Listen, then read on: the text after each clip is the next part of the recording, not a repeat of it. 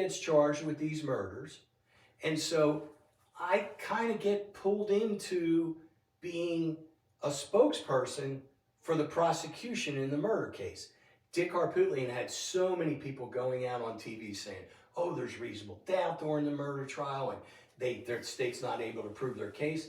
I felt that they had done an amazing job in proving his guilt. And why do I say that? Well, look, no two executioners are going to come to somebody's house in rural South Carolina at 9 o'clock at night without their own guns, okay? Nobody's walking on to kill somebody in rural South Carolina without coming with guns. Can I borrow your shotgun and your AR to kill your wife and son?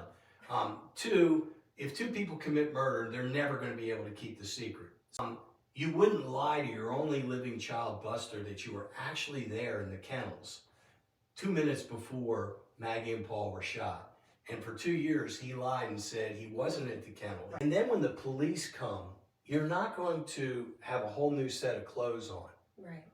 If you drove up and your spouse and your child was there, you would be hugging them. I'd be covered in blood. You'd be covered in blood and mud. You wouldn't be totally pristine.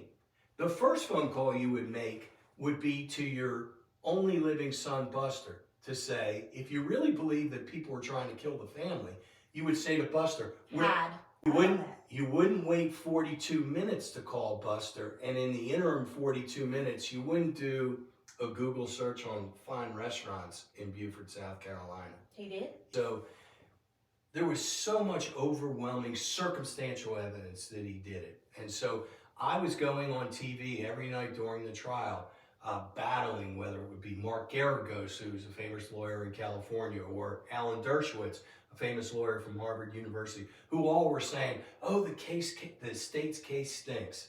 I think he is 100% guilty.